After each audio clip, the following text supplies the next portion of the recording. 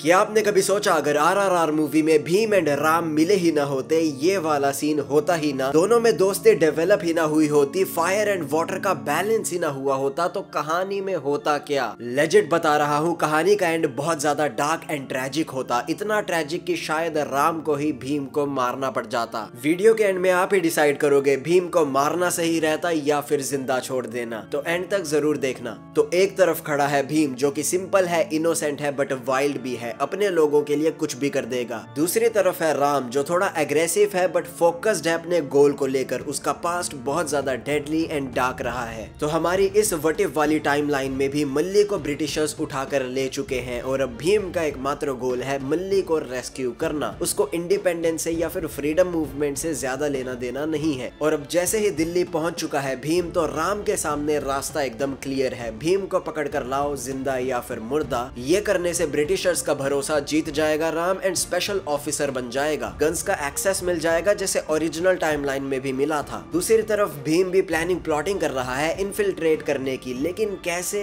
कोई आइडिया नहीं है उसको, एंड इस वाली टाइमलाइन के अंदर वो राम से मिला भी नहीं है। तो अगर नहीं मिलेगा राम, तो गोरी मेम साहब के साथ बात करने का कॉन्फिडेंस भी नहीं मिलेगा, ना ही इन्विटेशन मिलेगा और ना ही फिर एग्जैक्ट लोकेशन का पता चलेगा मल्ली है कहाँ। ये तो हाँ मालूम होगा कि स्कॉट के बंगलों में ही है, लेकिन एग्जैक्ट लोकेशन, स्कॉट के बंगलों का लेआउट, कितने सिपाही हैं वहाँ, कोई आइडिया ही नहीं होता भीम के पास अगर राम ना मिला होता। भीम लिटरली आए दिन हद से ज्यादा डेस्परेट होता जाता है एंड दूसरी तरफ राम 100% फुल ऑन जोरदार कोशिश कर रहा है भीम को ढूंढने का, बहुत पास आ चुका है, उसके बंदे तक को ट्रैक कर लिया है, लेकिन भीम दूसरी तरफ डेस्परेट ही होता जा रहा है, उसके हर एक प्लान फेल होते जा रहे हैं। Because let's be honest, Bhim एक सीधा साधा आदमी था यार, जिसके पास पावर तो बहुत ज्यादा थी फिजिकल वाली, बट पॉलिटिकली या फिर माइंड गेम कैसे खेलना है उसमें वो थोड़ा फीका था। देन अंग्रेज कैसे परेशान कर रहे थे लोगों को, इवन उसको भी पीटा, तो पेशेंस खत्म ही होता जाता भीम का। वो कितना ज्यादा देर तक अपने एंगर को कंट्रोल करके रख सकता था, आखिरकार यही फिजिकल स्ट्रेंथ ही उसकी मेन चीज थी। कितनी देर तक ही वो उसको स्टॉप कर रखता अगर राम ना आता। तो काफी सिंपल सी बात है, स्कॉट के बंगलों में घुसने का तरीका वो जस्ट अपनी फिजिकल स्ट्रेंथ से ही ढूंढता एंड यहीं पर मात खा जाता।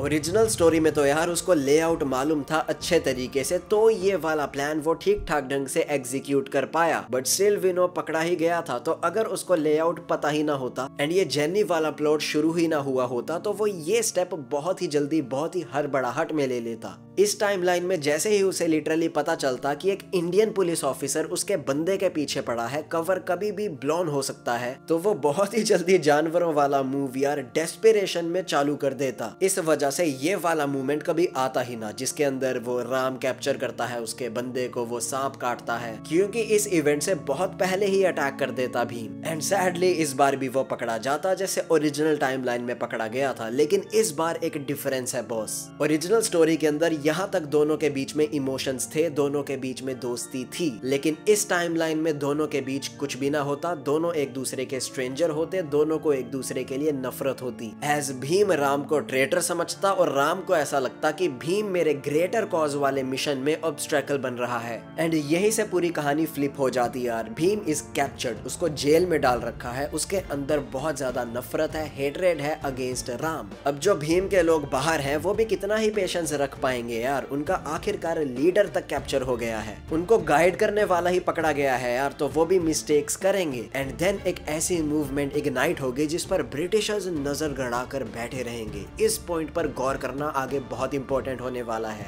भीम के बंदों को अब लगेगा सीक्रेट मीटिंग्स कर कोई फायदा नहीं है यार, फुल ब्लॉन एम्बुश अब करना ही पड़ेगा। एंड ब्रिटिशर्स को ये बात अच्छे से मालूम होगी कि कुछ बड़ा होने वाला है एंड वो चाहेंगे भी कि भीम के लोग कुछ ऐसा बड़ा करें। ब्रिटिशर्स चाहेंगे कि इमरजेंसी लॉ अप्लाई करने वाली सिचुएशन क्रिएट हो जाए।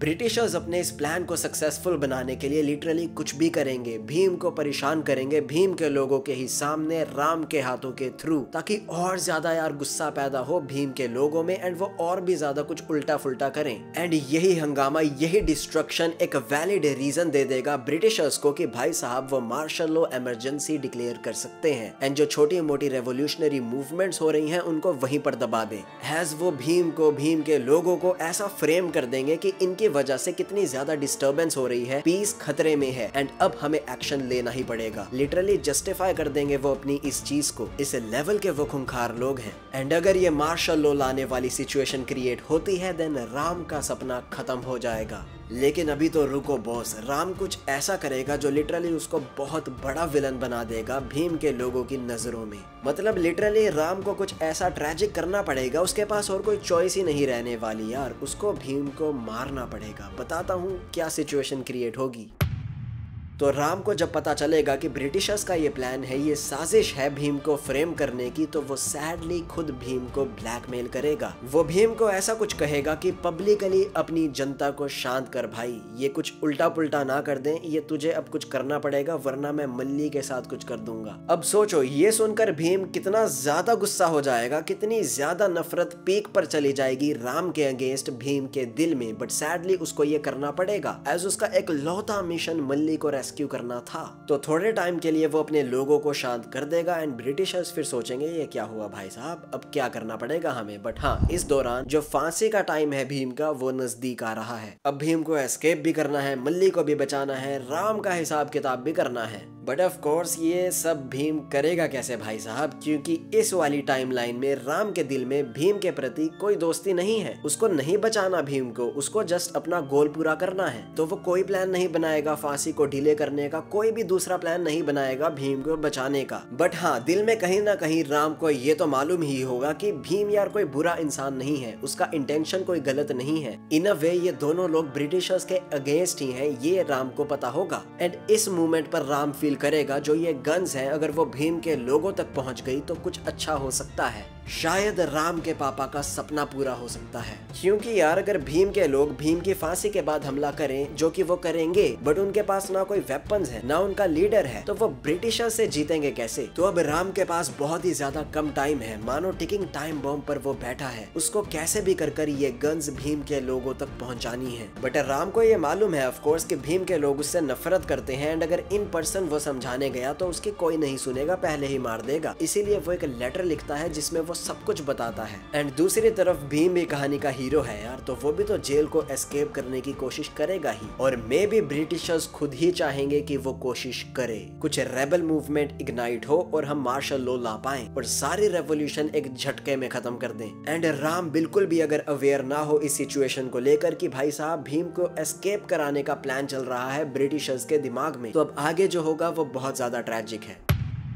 Now just imagine the scenario, Bhim escape करने वाला है, राम को इस बात की अभी खबर नहीं है, वो अपने काम में बिजी है। अब भीम एस्केप कर चुका है, राम ये बात सुन लेता है ब्रिटिशर्स के थ्रू, ब्रिटिशर्स का प्लान सक्सेसफुल होने वाला है, ब्रिटिशर्स बात कर रहे हैं, अगली सुबह ही रेडियो पर अनाउंसमेंट कर दी जाएगी कि रेबल मूवमेंट एक इग्नाइट होने वाली है, तो अब हमें मार्शल लॉ लाना पड़ेगा। तो अब राम को बहुत ही जल्दी, बहुत ही फास्ट एक ऐसा डिसीजन लेना पड़ेगा जो लिटरली पूरी कहानी बदल कर रख देगा। भीम को शूट डाउन करना पड़ेगा राम को उस रात में ही ब्रिटिशर्स की नजरों से छुपकर। तो अब ब्रिटिशर्स सोचेंगे कि अब क्या करें भाई साहब, ये तो हमारा प्लान डीरेल हो जाएगा। तो ये जो टाइम मिलेगा ना लिमिटेड फ्रेम वाला, उसके अंदर राम वेपन्स को ठिकाने लगाने की कोशिश करेगा। बट अब शूट डाउन कर भी दिया अगर भीम को, तो ब्रिटिशर्स मानेंगे ही नहीं, वो कह देंगे कि भीम भाई साहब फरार हो चुका है और अब रेबल मूवमेंट इग्नाइट हो सकती है, इसीलिए हमें मार्शल लॉ लाना पड़ेगा। तो पता है अब राम को क्या करना पड़ेगा। राम को लिटरली वो वेपन्स ठिकाने लगाने के बाद भीम के लोगों के सामने जाकर ब्रिटिशर्स के सामने खुद एक्सेप्ट करना पड़ेगा कि मैंने मारा है भीम को।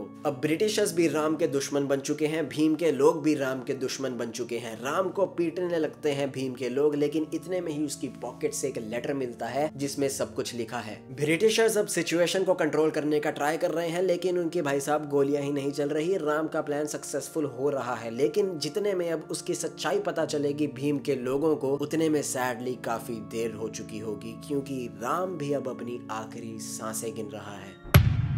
और इसी के साथ कहानी के जो दो हीरोज थे जिनका कोज इतना ज्यादा अच्छा था, जिन्होंने स्टोरी पर इतना इम्पैक्ट छोड़ा, सैडली वही अब जिंदा नहीं है। लेकिन ये जो रेवोल्यूशन उन्होंने स्टार्ट करी, वो आग अब भीम के लोगों में दौड़ रही है। उनके पास अब हथियार है, अच्छा मौका है ब्रिटिशर्स से लड़ने का। Now Mali is free, India is free. दोनों ने अपने ग्रेटर पर्पस के लिए अपनी जान तक दे दी। और यही मेरी कहानी का ट्रेजेडी बिटर स्वीट एंडिंग होगा।